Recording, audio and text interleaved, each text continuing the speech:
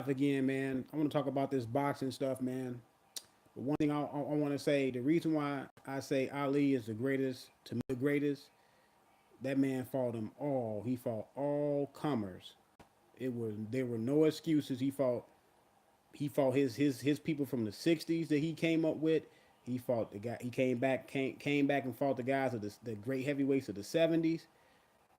Ali is the greatest, and that's why he the greatest, and that's why this generation needs to go back to the old school when guys, yes, we understand you want to get paid because everybody want to get paid in their profession and what they do, but you have to be able to balance what you're getting paid versus what the fans want to see.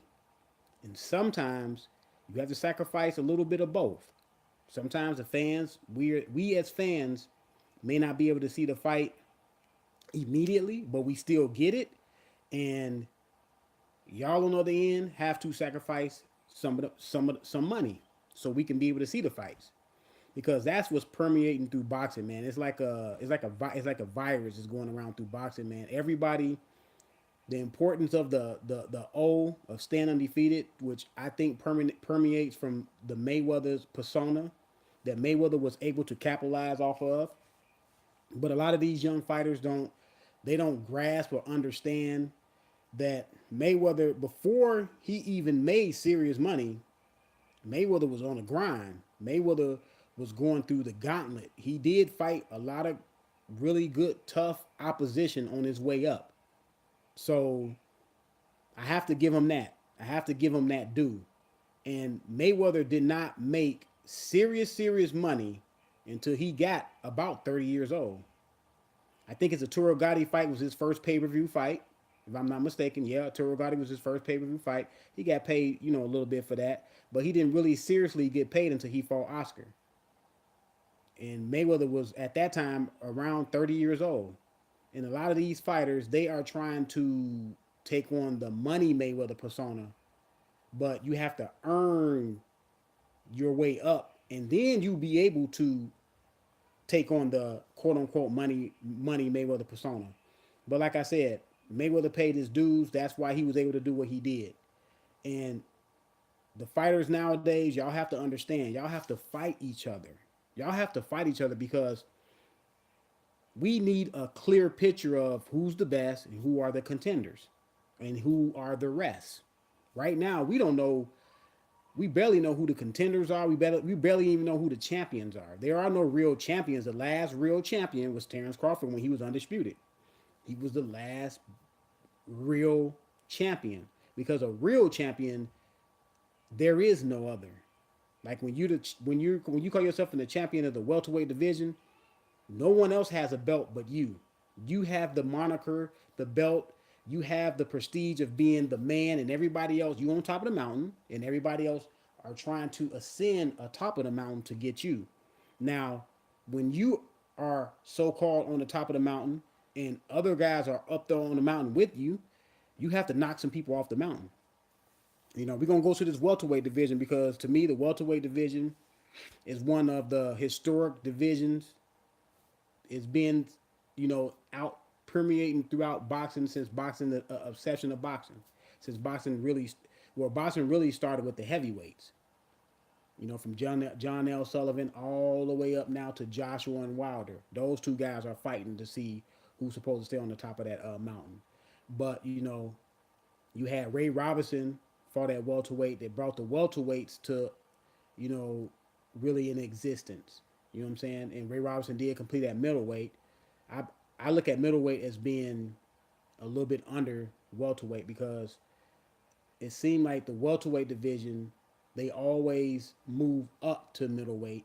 If you're a great welterweight, they usually move up to welterweight, or to challenge. I mean, to move up to middleweight to challenge a great middleweight, like a Carlos Monzon, or you know what I'm saying, challenging a Marvin Hagler, like Sugar Ray Leonard went up to challenge Marvin Hagler, Hearns, and like De La Hoya went up to challenge Bernard Hopkins, him and Tito Trinidad.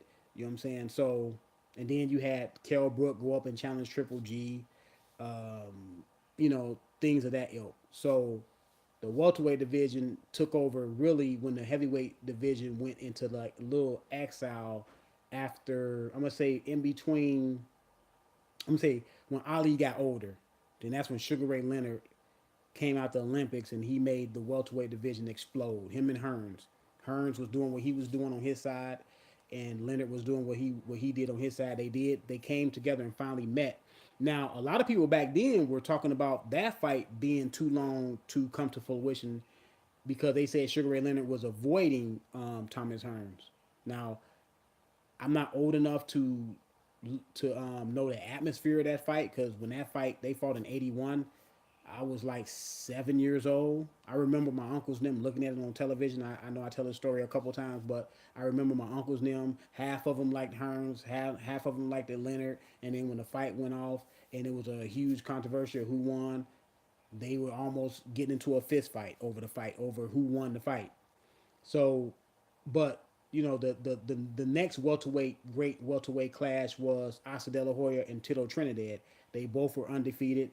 I believe they both was like 26 years old. They both were in their prime. See, fight fans like to see fighters in their prime. It's something about a young, prime, strong, healthy person. Yeah, Oscar versus Sweet Pea Whitaker was a good fight. It was more of a technical fight. I thought Oscar lost the fight. Back then I liked Sweet Pea Whitaker, but that's not the reason why I thought Sweet Pea Whitaker won the fight. I thought Oscar missed a lot of punches, but it was close. It was close. It was close. But Tito Trinidad and Oscar De La Hoya did not live up to the hype. Oscar De La Hoya was dominating the fight to a surprise of a lot of people because I didn't see the fight when it happened. Me and my sister's boyfriend at the time, we were trying to find a bar that was that ordered the fight, and none of the bars we were looking at or went to ordered the fight because I believe the fight happened in like 1999, something like that. And I seen the fight like about a week later or 2 weeks later on TV. But I remember that Oscar De La Hoya was dominating the fight. He was dominating Tito Trinidad. And I still thought he won the fight, even if he did run for the last 3 rounds, which I thought was a mistake because you should close out the fight. But to me, Oscar won the fight. You can go back and look at people need to go back and look at that fight because some people will come out and be disingenuous and say, "Well, Oscar ran the last 3 rounds." Okay, but what about the other 6, 7 rounds that he won before he started? Yes, he got on his bike. It was bad. It was a bad look, bad optics. But to me, he won the fight. But never here than there. Then fight was the next great welterweight fight was Mayweather and Manny Pacquiao, which took 5 years to happen. And I was on YouTube back 5 years ago talking about this fight, 4 or 5 years ago talking about this fight. Had countless of debates who's gonna win the fight. Everybody, we kind of like made this fight bigger for Floyd and Pacquiao because they were both fighting other opponents and not fighting each other. But we were caught in the web that they're gonna eventually fight, which they did eventually fight. It took 5, 6 years, and I had my opinion on it. Some of my other guys I used to talk on the phone with, they had their opinion on it, and when they fought, all the opinions are over because once the fight happened, that's the truth. Like I said, we can all have opinion and break down the fights as best as we can, break down how tactically the fight is going to happen in the ring, but nobody really knows until these guys jump in the ring and we can see the truth. Now we seen the truth come out. Mayweather won the fight. To me, it was a lackluster fight. I didn't think it lived up to the hype. It definitely didn't live up to all the hype of 5 years that we had to wait for the fight instead of the guys fighting in their primes. Now, some people can say, well, Manny was on steroids. He didn't want to take the test. Other people can say, well, Mayweather was afraid to get in the ring with Manny Pacquiao at that time because Manny Pacquiao was a bit of a storm. At that time, Manny Pacquiao was going up in weight and just beating guys.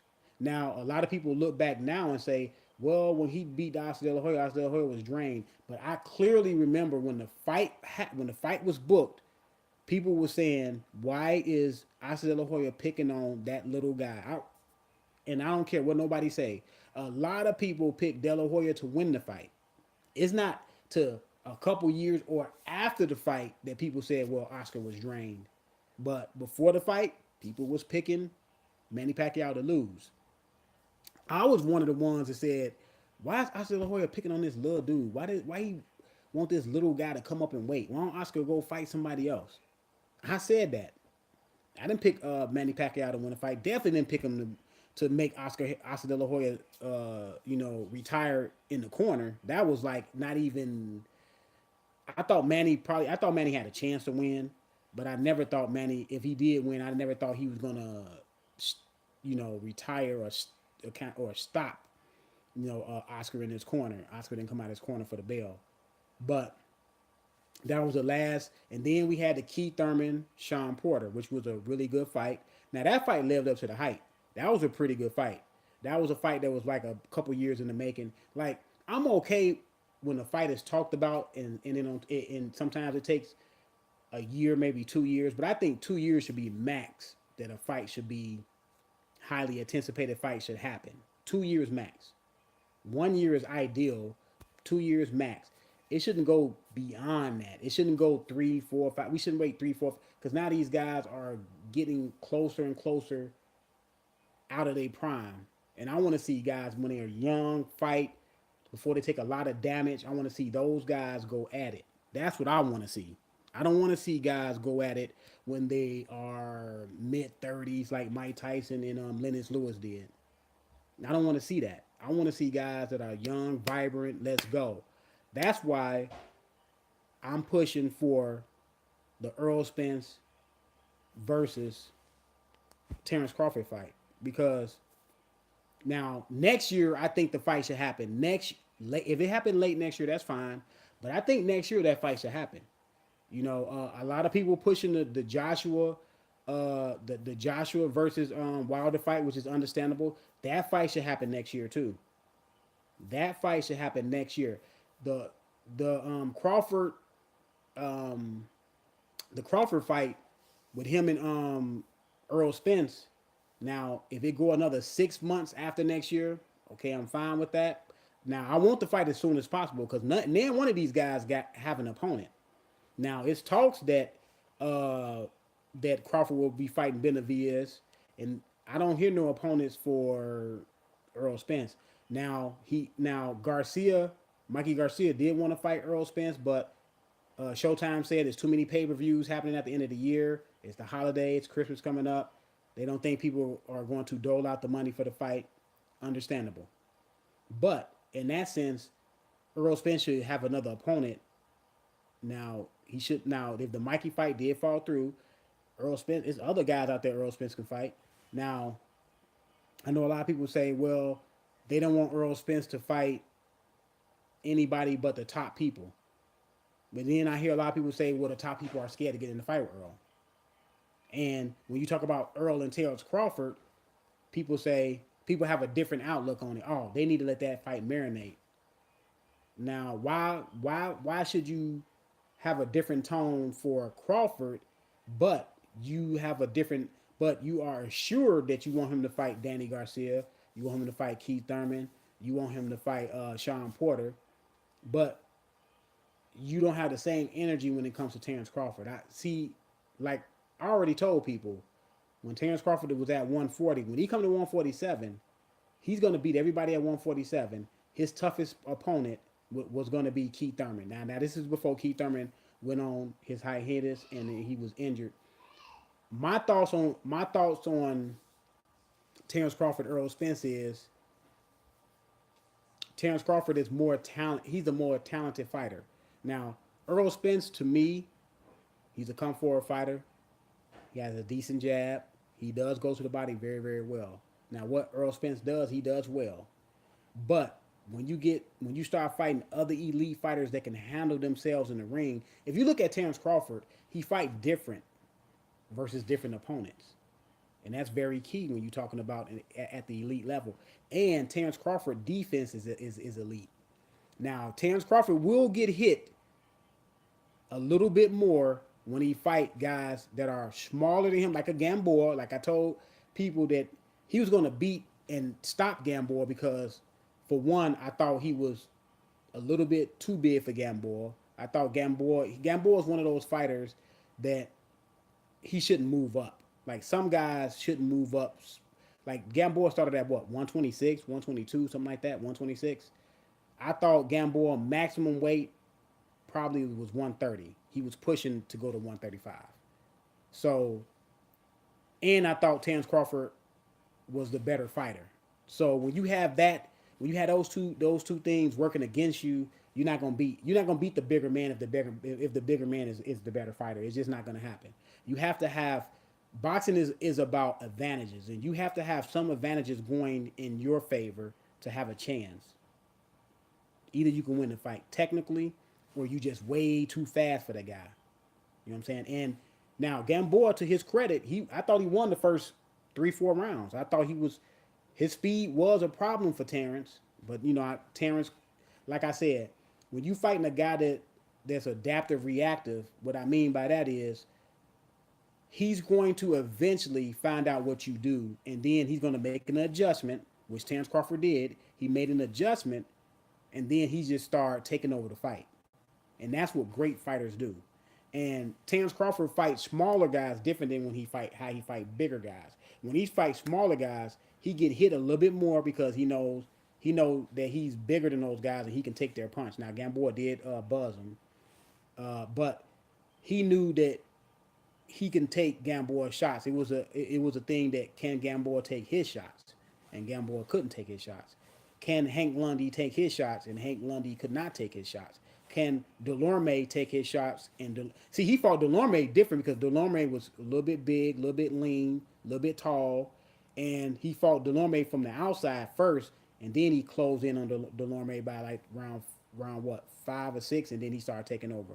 When he fought Victor Postal, what did he do? He fought on the back foot from the outside, and then he started coming in a little bit more, fighting in the pocket as the round started going on to about round 6, round 7, because now the guy that you're fighting, because he's moving around the ring, trying to chase you, trying to corner you, trying to get you, in a position where he can punch you, and a lot of times wasting a lot of punches by missing, you get tired, you get frustrated.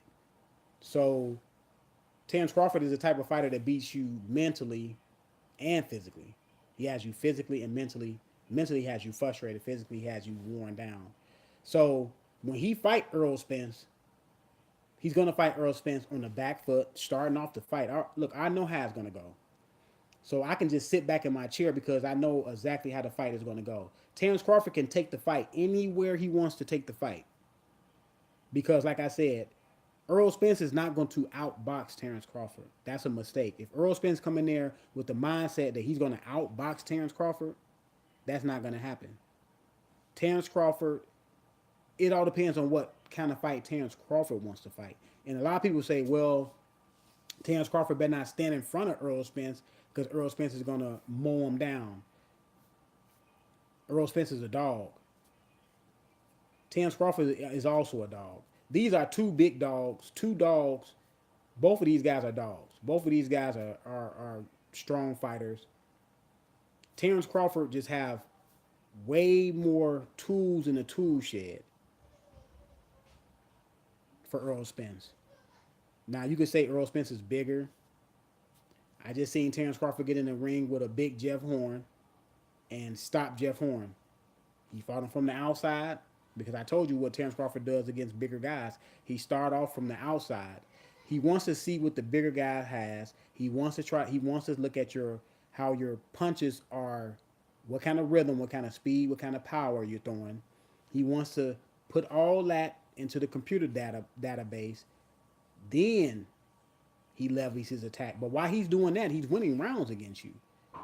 He's winning rounds because he's going to outbox you. So he's winning rounds against you while he's seeing everything that you're doing.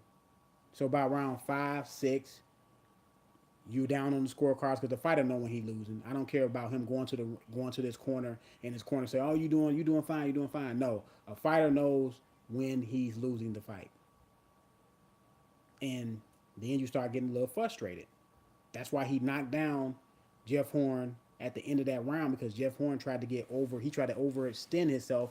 He was punching and he fell in and he got caught. That's why. That's how Terence Crawford is going to fight Errol Spence. He's going to defeat Errol Spence. That's why a lot of Errol Spence fans are, let's let the fight marinate when it comes to Terence Crawford. They understand, man. They understand. They understand that Terence Crawford is going to win that fight, man. But I know we got the Danny Garcia versus Shawn Porter fight coming up. I got Danny Garcia winning the fight. Like I said before, I just think Shawn Porter, I think he smothers a lot of his work. I don't think Shawn Porter understands distance. I think Shawn Porter is more like a computer. It's like you put certain things inside the computer, but when the computer has to do other things, they just don't do other things. Like it seemed like Shawn Porter is like the type of fighter that he has a game plan to do what he think you're going to do. And if you do something different or you change up something a little bit different on him, he gets stuck. Like Kell Brook. When he fought Kell Brook and Kell Brook was holding him, but a lot of times Shawn Porter was falling in, and when he was falling in, he was succumbing to the holding. He was allowing himself to be held. And then I looked at a lot of them. Half of the holding was Kell Brook and half the holding was Shawn Porter, because Shawn Porter was falling in. So, but Shawn Porter should have had better distance. Now, if you see that the man is holding you, you have to have better distance. You have to come in on angles. He was coming straight in. If you got to come in on angles, and you have to be able to manipulate the pocket. You have to be able to manipulate the distance between you and him to get off your punches more cleaner. And if Shawn Porter understood distance, Shawn Porter will be hell to deal with. But he doesn't. And I don't think he ever will be at this point in his career. What, he's like 30 years old already? It's hard to show a old dog new tricks because his muscle memory is like locked in now. You gotta, that had to be taught at a young age so you can take it in better. You can take in information when you're more better when you're younger and learn quicker because your mind and your brain does not have a lot of information clogging it up. You have very little information when you're younger. That's why it's easy to indoctrinate a kid when they're young. But Danny Garcia, Shawn Porter fight should have some to bring some more clarity to the welterweight division. Now, the winner of that fight will be winning the vacant WBC title that Keith Thurman had to vacate due to being out. But now, and then Errol Spence said he's supposed to get the winner of that fight. That's why I think this. That's why I hope this fight have a clear cut winner. So we won't be talking about an immediate rematch. We won't be talking about a draw. I'll be happy if one of them knock each other out. Then it will be no rematch talk. It will be no chance to be a draw or nothing like that. And Errol Spence early next year can get the winner. You know what I'm saying? And later that year, hopefully Keith Thurman come back. Hopefully Keith Thurman come back this year, have a fight, and then early next year he have another fight. Then I think, like I said before, I think Keith Thurman should only have to take 2 warm up fights. He hasn't. He's been at the ring for about a year and 5 months, year and 6 months. It's not too long. You know what I'm saying? It's more. He's a to me he's a veteran fighter.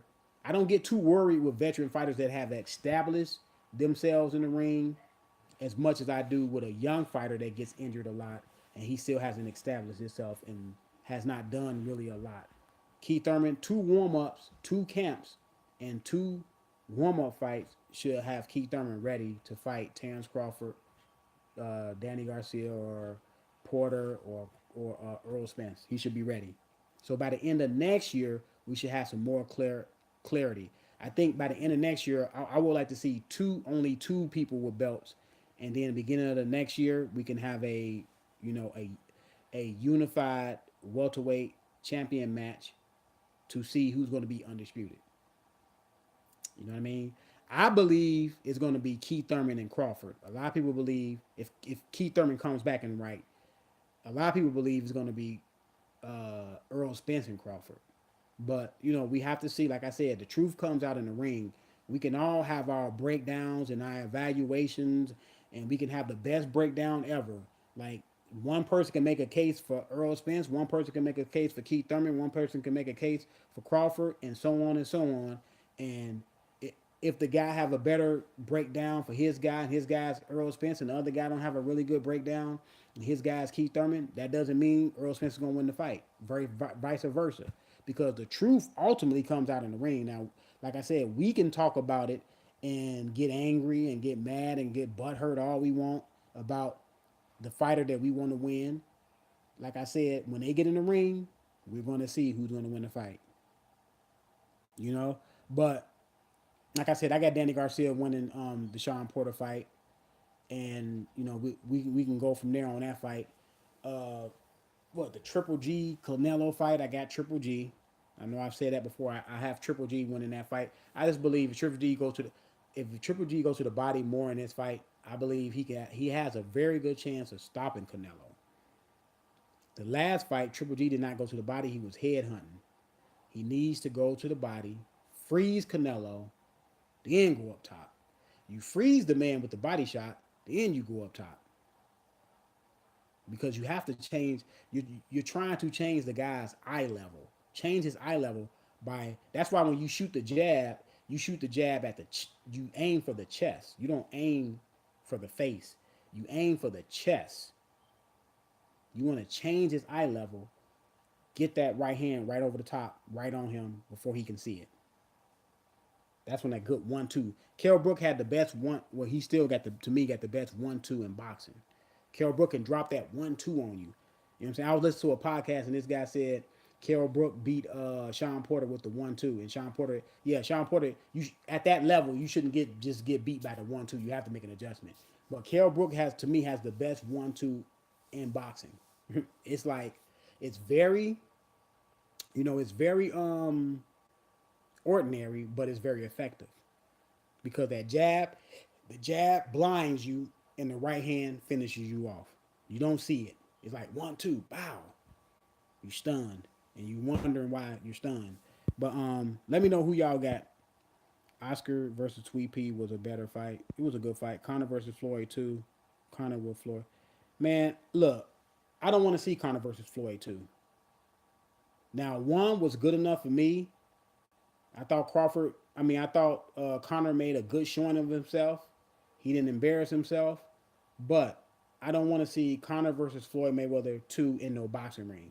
Now, they talking about Conor versus Floyd Mayweather 2 in the octagon with octagon rules. I'm down. But I'm not down to see Floyd Mayweather and Conor in the boxing ring because Floyd going to win again. He's going to win again. He's going to win the fight again. So I don't want to see that because Conor muscle memory for boxing only is not as good as Floyd Mayweather's, even at this age that Floyd Mayweather is in. And Floyd Mayweather is only, 40 years old? And he hasn't taken a lot of punishment. He's not a broke down fighter. He's not like, he doesn't get real fat. He works out. So he's always going to be a step ahead of Conor McGregor when it comes to boxing. Now, Conor McGregor might win when Floyd is 55 and Conor is 40, 44 or something like that. But nah, man, I don't want to see Conor versus Floyd too. I want to see Conor versus Floyd 2 in the octagon with all octagon rules. Don't make no exceptions for Floyd Mayweather. But Conor will because he knows it's a big payday. But Conor has Khalid, that other guy, he has those problems. He has to beat that guy first. That's what Conor need to concentrate on. The guy who's in front of him right now in the UFC, that monster that he about to fight. Now Conor could like I said, Conor can fight. Conor been out the ring and he's been at the octagon for 2 years now. That's not good, man. So he has to worry about that before he can worry about Floyd Conor too. Who y'all got for the Danny Garcia versus Shawn Porter fight, and who y'all have for Canelo versus Triple G? Because, like I said, if Triple G goes to the body a little bit more, he's gonna win the fight. But my thoughts on Joshua versus Povetkin, I already made my pick in that. Joshua should win the fight. Povetkin is a very dangerous fighter for Joshua. Now, like I said, because when Klitschko beat Povetkin, he was leaning on Povetkin a lot. Didn't allow Povetkin to work on the inside. The referee did not do a good job of taking points from Klitschko. Now, will Joshua hold Povetkin on the inside? Because if Povetkin is able to work on the inside, then it becomes a really good fight. Then it becomes a potential for a really good fight. But I have Joshua. Joshua should win the fight. Joshua needs a great performance. You know, the last couple of performances was kind of lackluster performances by Joshua. Joshua needs to have a knockout versus a knockout would be ideal for him to have versus Povetkin. Like a knockout is what Joshua needs to so everybody can see that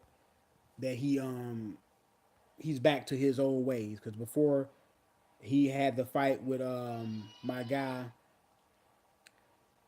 the last guy that he fought was what's my guy name? He just lost to Dillian White, but before when he went to distance with him, and that was the only guy that went to distance with Anthony Joshua. So now Anthony Joshua needs to have a very great performance versus Povetkin.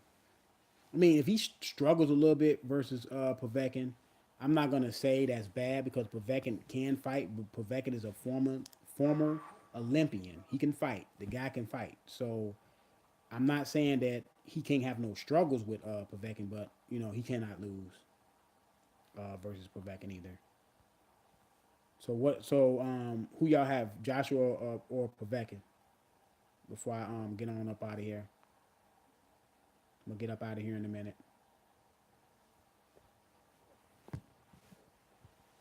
Oh, I want to talk about the Ryan Garcia kid. I seen his fight. He struggled in that fight mightily. He's lucky to get away at that fight with a win. Now he needs to stop calling out Gervonta Davis. He's not ready for that fight. To me, he fights too straight up. He needs to bend a little bit. He's 5'10", so he's big for the weight. He can afford to bend down a little bit. He has to bend his spine. He's too straight up and down. When he throws his jab more of a, he just throws it out there to me as an afterthought. He's trying to knock everybody out. That's what happens when a young fighter figure out and finds out he got knockout power. It can be a gift and a curse. You know, I believe he have another lackluster performance, that he needs to get another trainer.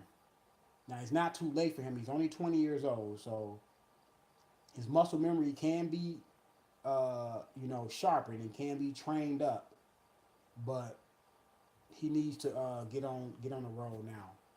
And I think being with Golden Boy, and Golden Boy is pushing him. They are pushing him a little bit fast, simply because Golden Boy don't have a lot of marquee fighters. Their marquee fighter is Canelo, and Canelo could get knocked out. If Canelo get knocked out and lose versus Triple G, the ship is kind of rocky. You know what I'm saying? So the kid may be, feeling the pressure. He talks a good game. Now, his last interview that he had after this fight, he was kind of softening up about the Gervonta Davis fight. I just think he just need to worry about getting better. He just need to worry about going to the gym, getting better, working on his craft. He's only 20 years old. He's still growing, so he's about to. I think he's on a growing path to where he's finna skip 2 divisions. The man, he's 5'10" already, so he's still filling out. So I just think he needs to go back to the drawing board, stop all this um, Twitter beef and all this craziness that these fighters. It seems like they try to win fights in social media, in the social media world, but you can't win fights like that. You win fights when you actually step in the ring. And he almost got derailed. If he would have lost that fight, that would have been bad for his career. His career would have took 5 steps back. And I think after that fight, when I seen that interview, I think he realized how close he came to having his fight, having his career pushed 5 steps back. Maybe he's humble, but boxing will do that to you. Boxing will humble you. You know what I'm saying? You get a little bit too brash. Somebody come by and tap you on that butt, put you back in line. So hopefully he doesn't get too far, ahead of himself anymore, and just work on your craft, young fella. You eventually you gonna have your time, but it's all about a process. It's a process, especially boxing. This is a serious sport. You can't rush yourself. You have to get the experience. This is one sport to where, unless you just so vastly talented, that you cannot take shortcuts in boxing. You just can't, because this is your life. You can get hurt. You can get seriously hurt. So I hope Ryan Garcia, uh, you know, take heed of that. I hope he learned from this lesson of he just had to get better. But let me know what y'all think. I'm out, man. I'll probably come back a little later.